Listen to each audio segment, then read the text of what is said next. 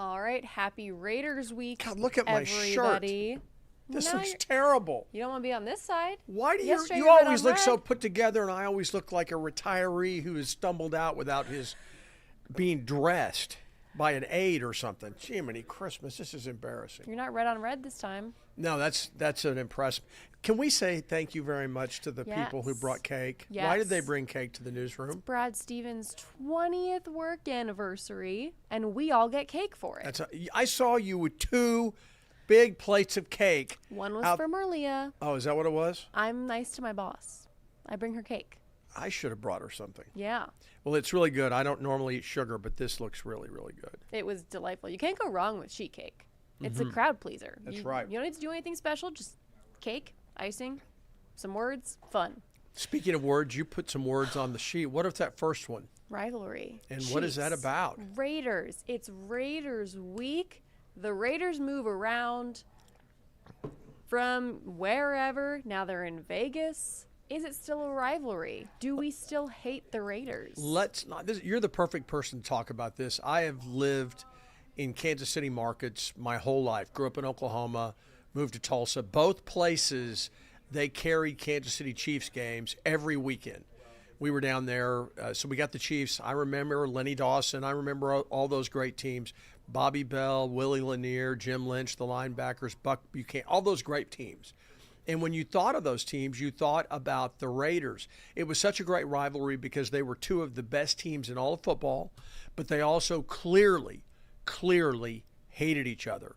They had different philosophies in how they operated, and both teams were very successful, but they were operated very, very differently. So for us, we get it. I get it. I'm going to ask you, you grew up in New Jersey on the East Coast at a different time. In your mind, was this a rivalry? Did it stand out as a rivalry? I mean, to be fair, the Chiefs weren't really, like, in complete honesty, relevant on the national scale and in my lifetime until I was a teenager. So when would that be? When did you become a teenager approximately? Well, I was born in 2000, so became a teenager 2000? in 2013. I was. I have a tie on downstairs that's older than you. I'm serious. Well, I don't doubt it. I'm sure. So when you turned about 2000, when you were 2015, 2016, you're a teenager, you're following football.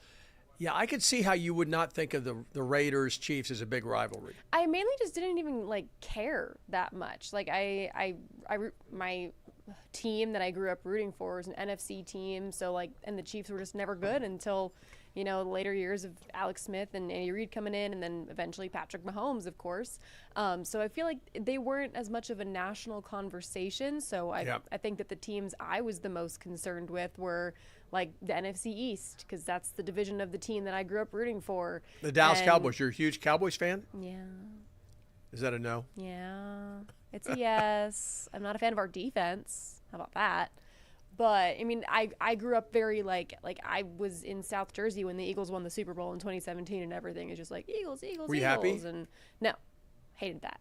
Not a great year for Katie, but yeah. So, coming from an outside perspective, it just wasn't something that crossed my mind as a fan. Right. But since coming here, and covering the Chiefs for over 3 years now, I feel like of all the teams in the AFC West, Chiefs fans hate the Raiders more than the Broncos or the Chargers. I've for sure felt that since coming here.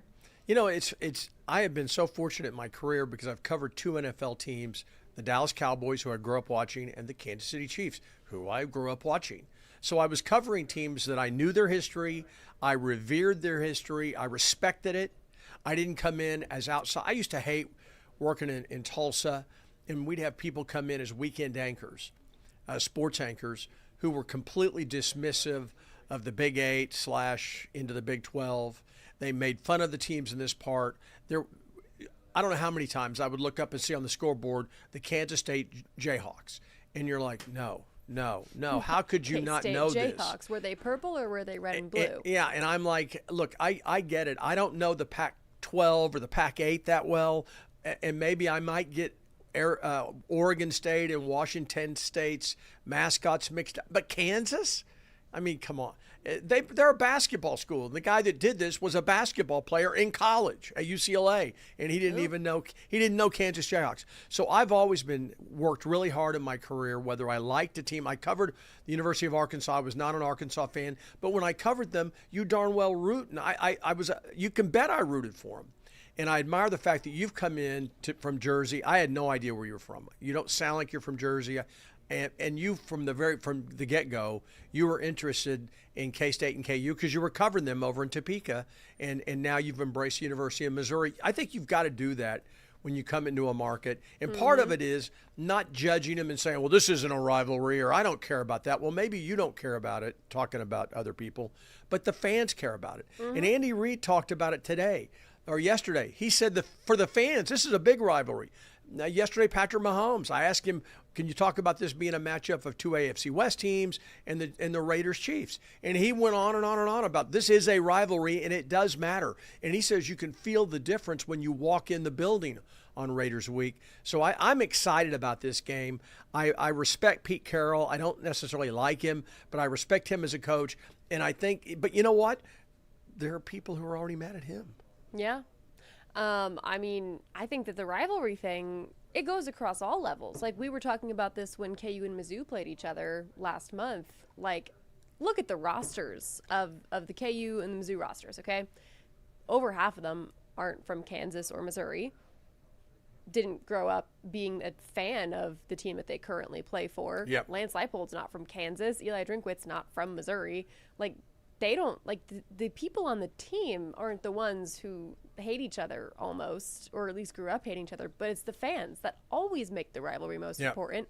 So if the fans are the ones who are telling us they hate the Raiders more than they hate the Broncos and the Chargers, even if the Raiders are not as good as the Broncos and the Chargers, we got to listen to them and we got to amp it up and the team has to amp it up as well, and let the fans feed into that excitement. Well, in my mind, the rivalry, the biggest rivalry, and I talked to Herbie Teope about this, who works on our Sunday show, Price Chopper Game Day. Herbie comes on. He's covered. He went to college at Kansas State, was in the United States Army for 20 years, so he traveled around the country a lot. And he and I were talking about whether it's if this Chiefs Raiders game is truly a rivalry. In his mind, he has some thoughts. It'll be interesting. We'll talk to him about this on Price Chopper Game Day on Sunday morning. But he brought up some really interesting points that I think are fun. One thing I will say I believe deep down that until the Raiders start winning and winning big, they're not going to be viewed as a rival. I think maybe the Chiefs' biggest rival right now might be the Buffalo Bills. I would agree with you. Because they played so many high-level games, or the Ravens, you could argue. They've played AFC championship games. They played the second-round playoff games. They played at each other's home.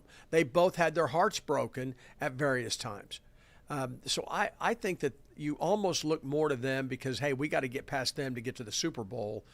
But, Katie, I'm telling you, when I first moved up here, it wasn't any question. The biggest rival was John Elway and the Broncos. And if the Broncos haven't been playing well the last couple of weeks, but if they continue like they have overall, I think they are going to be a team that's going to challenge the Chiefs for the AFC West this year. I think they may be built better for the long run, better than the Chargers. And this could end up, after this season, we may start thinking about the Broncos as being, you know what, they're a rival. We got to beat them before we start thinking about the AFC Championship, because you got to win the division before you can win the conference. Yeah, I think that there's two types of rivalries in the instance like this. There's the team that you hate because you have a long history of hating each other, and in this case, that's the Raiders. But I think that there's also the rivalry of just who's the best, who's capable of beating you, who do you have to worry about. And outside of the AFC West, I agree, it's totally the Bills, and that's emerged as, like, every time it's must-see TV. And the Broncos, I think, also have the best chance of upsetting the Chiefs in terms of the AFC West title this year. One last thing about rivalry before we move on to more important things like the big football game. In 1998, my wife and I were overseas, and we ran into two couples. and these two couples were playing golf and doing this stuff, and we're like, so how do you know each other? They said, oh, we met. We got paired up to play golf. We were in Ireland. We're playing golf, and so I see them the next day at the golf course, and one guy's wearing he was wearing a sweater for one team. I think it may have been Redskins Cowboys.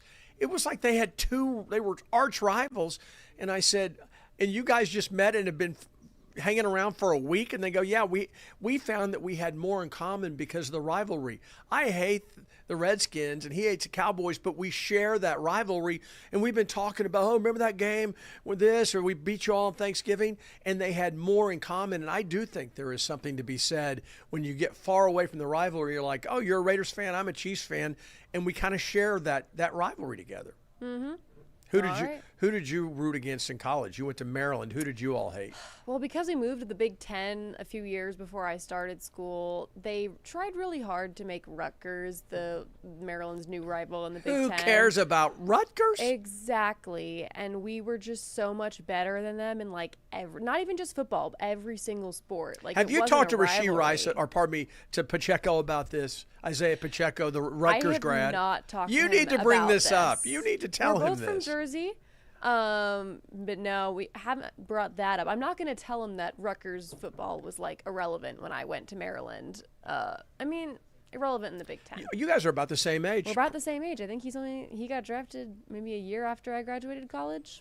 If you threw stuff like ice and stuff on the field to the players as they were coming on, he might have been one of the guys you were throwing ice and dumping your Coke on the field. I was on the field. Oh, were you a cheerleader? No, I was covering games. Oh, well, I thought you were a cheerleader for a long time too. No, but yeah, Maryland basketball-wise, we really hated Duke because ACC days. Yeah. That was like the history there. I was there when Maryland won their national championship. Best team money. I mean, the best. Really great effort. Mm-hmm. I admire them. It was a good team. All right, Rashee Rice is back. We've talked about him coming back and what the offense can look like for 6+ weeks now, since we first found out about his suspension, that he was going to be out for 6 weeks. The 6 weeks are done. He is back on the field. We've seen him on the field, and he is expected to maybe not play a huge role, but a big role, because that's just the way the Chiefs offense is designed. He's expected to be the number one guy, and we get to finally see a taste of that this week. How are you feeling about it? Yeah, and my question is, should we order a double helping of Rice, or should they ease him back in? I don't want to get him hurt. He hadn't played football for 6 weeks, which means he hadn't been hit. We know he's been running around and working out, and he's probably got quarterbacks throwing to him on his own, through his trainers and stuff. But the bottom line is he hasn't been in a game. And some people I've talked to who are football people are like, you don't want this guy, and these are former Chief players, saying you don't want this guy coming back, getting a huge load. Ease him in. He'll get him up to speed, but because you're going to need him down the road. But you don't want him to throw him the ball 20 times the first game. Yeah. And the nice part about the Chiefs offense right now is they have the ability to do that. Like, he's not coming in when they're desperate and they need this spark plug. Well, they're not desperate unless they're behind in the fourth quarter because they've turned it over 3 times. Suddenly, we got this. We don't have this. So now you go, okay, we got to get everybody on the field and we got to run. We need to win this football game. We don't care how. Mm-hmm. But it's similar to, in baseball, some managers say you don't want to call up your number one prospect when your team is like in the absolute dumps. Oh, that's because Jack Caglione, your hero, came up and in general I don't think he did anything. Puts a lot of pressure on somebody to come in and kind of play hero. So I think it's nice that Rashee Rice is going to have the benefit of coming into a system that's already working, and he could just kind of come in there and make it better. Well, there's no question that he came, if they had lost, like he comes in week 3 after they've lost the first 2 weeks, and there's a feeling like we got to win. Which is kind of how Xavier Worthy was feeling a little bit. Yeah, absolutely. He comes into a situation where they needed him, and they got him, and he had a big first game, and they found ways to get him the football. I'm guessing they will find ways to get him the football early on. Yeah. And get his feet wet, and then they'll just play football after that. I think they want to get him in the end zone. I think that's going to be really important for the Chiefs, get Rashee Rice in the end zone. How about he just stays healthy and catches the 5 or 6 passes for, say, 60 yards and calls it a day? I'm fine with that too. And the Chiefs beat the Raiders by 24 points. I like it. I like your thinking. Neil, you're thinking things about firing people. Who do you have the power to fire? No, I don't have the power to fire anybody. When I had children, I could at least be a boss a little bit, although they were smarter than me, so they would outsmart me a lot. Like I'd say, we're not going to the mall, we're not going to the mall, we're not going to the mall. And then my wife would come home and say, what did you guys do? And I'd go, we went to the mall. Because one was crying and the other one was complaining. So we went to the mall and rode the merry-go-round 20 times. So my question is this. Okay, baseball season's over. It makes sense that people are firing managers, okay? In the NFL, they've already fired coaches. Or I guess in college football, they fired coaches. Penn State, obviously. There's like 5 or 6 schools that have fired coaches. That's because they think, well, if USC did it a couple years ago, they fired their head coach after like 3 weeks, and then they did a back channel deal to bring Lincoln Riley from Oklahoma, right? So they felt like, and then people looked around and ADs are like, that's the way to do it. You go through agents. You don't ever talk to the coach. You talk to you talk to Marlia's agent or your agent and say, would you guys be interested? We're firing Neil. Would you be interested in Neil's position? That's how they do it. We're firing a coach. Would you be interested? There were people, and I know you've heard this because you follow K-State pretty closely. There were people predicting a couple more losses, and this is it for Chris Klieman. And I'm like, in what world? Which I think is crazy. In what world? Is the AD going to, are they going to have to fire the AD and the only way that Chris Klieman gets fired for this season is if Colin Klein wants the job of head coach at K-State. I don't. I think that calling for Chris Kleiman's head is crazy because I don't care. But they had one bad to mediocre season, which it could still end with them getting a bowl game, first of all. And how many consecutive 8-win seasons, 8+ win seasons have they had the last few years? That's not something that happens at a lot of college football programs. I think that's really premature and fans just kind of screaming into the void. I don't. It's the internet, and some people put stuff on the internet, and now it becomes an issue. In sports talk radio, that amplifies it because I got 4 hours to talk about every afternoon. Oh, that's 15 minutes right there. That's a 15-minute segment. Let's talk Chris Klieman. Should he be fired or not? And so now people call in, and I don't like the guy, or I don't like this. How many conference championships did Bill Snyder win? This guy won a conference championship. They beat TCU 3 years ago. 2022. And so in my mind, I'm loyal. The guy doesn't cheat. I don't think he embarrasses the university. Okay, he doesn't. Can you remember a time the guy embarrassed the university? But it becomes something for sports talk show. Here we are. We're talking about it because schools are firing people. But I read people online. I don't know their background. I don't know. You don't have to be a journalist to have a valid opinion on things. So I don't want to say, well, they're not journalists. But they have opinions and they're passionate about their school, but they're looking at the roster and they're like, why don't we have players like Ohio State? Why don't we have more talent? The league is wide open. The Big 12 is wide open. Why aren't we doing better? And I'm like, I think that, yeah, it's been a frustrating year, but I don't think you judge a coach by one frustrating season. Yeah. And I know last year didn't go as well as they wanted. And I think that it was really hard. I think that they had a lot of moving pieces last year.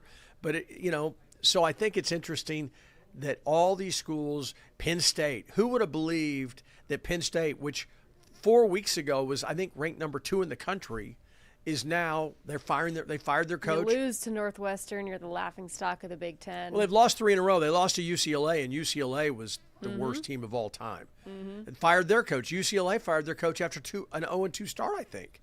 I think that's right. Might be wrong, but it's becoming an epidemic. I watched my wife and I went to a restaurant and sat and watched football. I don't ever do that on Sundays, obviously, because we're working. But we were in New York City on Sunday, and we're watching the Miami versus Chargers game. And I swear the announcers, CBS announcers, they must have mentioned the coaching status of the Miami Dolphins head coach a dozen times. This is, they made a mistake. They were, they got, that's 4 penalties. This is one of this team's problems. It's why people are calling for the coach's head. And it's like, how do you enjoy the games if you're a Dolphins fan when they're all talking about firing the coach in week 6? In college especially, and KU's terms are different, I suppose, but looking back, I mean, imagine if Lance Leipold was fired after the 2-win season. Like, and obviously that's different. They're rebuilding a program kind of, and a place like Penn State, they expect success, and they expect great things, and they expect you to be in the college football playoff because it's Penn State. How many national championships has Penn State played for? I mean, they have a huge stadium, but let me tell you something. Nice big stadium. Stadiums, big bands, big fan support, that doesn't guarantee success. Nope. And they all want to be Ohio State. For a long time it was Michigan. And Ohio State couldn't beat Michigan. Well, now Ohio State, they spent unbelievable. They had the biggest payroll in college football last year, and they won the national championship. Yep. And so maybe if you're a business person and you're willing to put up hundreds of millions of dollars over a period of 3 or 4 years to build a roster and to create NIL opportunities and bring athletes from around the country in, which is what Texas Tech has done. Texas Tech's got guys. They've got a $5 million D-line. I mean, it's unbelievable. One of the guys on radio was talking about the fact that, you know what, you could argue that some of these people will say no to the NFL because they're making more now than they would on a rookie contract in the NFL. Same can be said about NBA guys. Too young in college who stay longer than just 1 year. Absolutely.